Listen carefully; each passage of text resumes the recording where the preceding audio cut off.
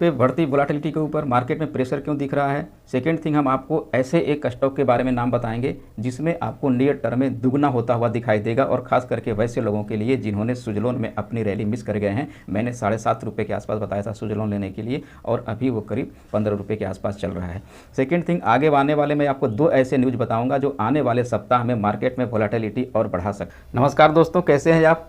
तो बस कंटिन्यू 2 सप्ताह की छुट्टियां मनाने के बाद फिर से आपके सामने हाजिर हूं, और उम्मीद करता हूं कि आप लोगों ने भी समर वैकेशन अच्छे से मनाया होगा। आपके जहां जाने की इच्छा होगी आप वहां गए होंगे, अपने से मिले होंगे, अपने गांव गए होंगे। और आइए अब हम बात कर लेते हैं मार्केट की। तो मार्केट में देखें तो पिछले वीक से इधर वोलेटिलिटी बढ़ती जा रही है। अगर हम वोलेटिलिटी बढ़ने के कारण देखें तो इसमें आपको कई कारण पर मैं चर्चा करने वाला हूँ, और इस पर आप भी कमेंट के माध्यम से ज़रूर बताएंगे कि मैं जो कारण बता रहा हूँ वोलेटिलिटी बढ़ने की वो सही है या कितना सही है। अगर हम देखें आज इधर 2-3 ट्रेडिंग सेशन से, चाहे वो फ्राइडे हो, थर्सडे हो या फिर इधर मंडे देख लें, तो शुरुआत तो अगर देखें एडवांस डिक्लाइन रेशियो की शुरुआत पॉजिटिव में होती है। बढ़ने वाले शेयरों की संख्या काफ़ी ज़्यादा होती है, लेकिन जैसे जैसे ट्रेडिंग डे बढ़ता जाता है, थकान बढ़ती जाती है, तो डिक्लाइन होने वाले जो शेयर है उसकी संख्या बढ़ती जाती है।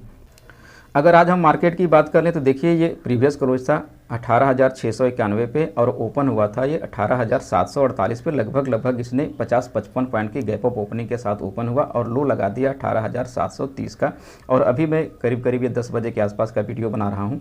अगर हम कल यानी मंडे का इसका देख लें तो मंडे का जिसका प्रीवियस क्लोज रहा था वो 18,665 का था, और इसका जो मंडे का क्लोजिंग हुआ था वो 18,691 का है। तो मार्केट में कहीं कोई बड़ा मूव नहीं दिख रहा है, मार्केट एकदम एक रेंज बाउंड में चल रही है। और तो आइए दोस्तों, सबसे पहले हम लोग जानने की कोशिश करते हैं कि निफ्टी में प्रेशर कहां से बिल्डअप हो रहा है। उसमें सबसे पहला कारण अगर आप देखेंगे तो पिछले 3 से 4 ट्रेडिंग सेशन में एफआईआई वालों ने जम के बिकवाली करी है। जैसा कि हमने पहले भी कई बार चर्चा करा था, पूरा मई और जून मिड तक एफआईआई जम के खरीदारी कर रहे थे। इधर 2-3 दिनों से उन्होंने बिकवाली शुरू कर दी है। दूसरा जो बड़ा कारण रहा मार्केट पे प्रेशर बनने का, आप देखे होंगे पिछले फ्राइडे को पीएसयू बैंकों में आपको भारी प्रेशर देखने को मिला था।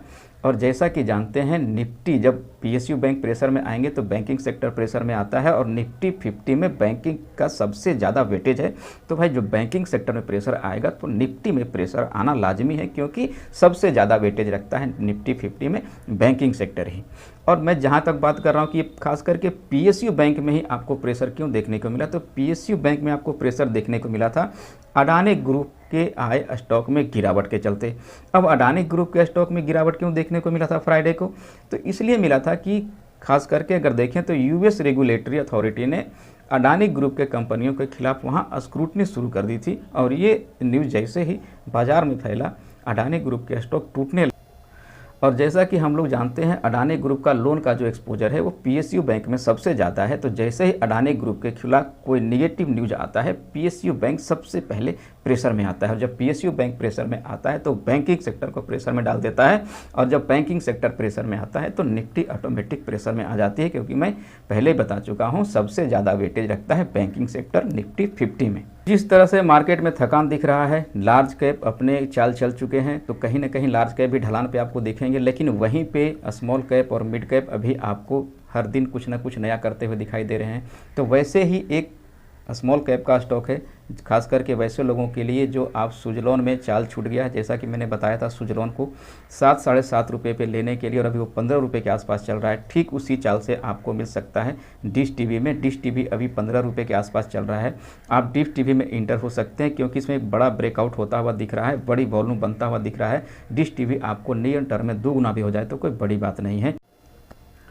चलिए दोस्तों, हमने अभी तक जान लिया है कि निफ्टी 50 में प्रेशर किस कारण से दिख रहा है, मार्केट में वोलेटिलिटी किस कारण से बढ़ रही है।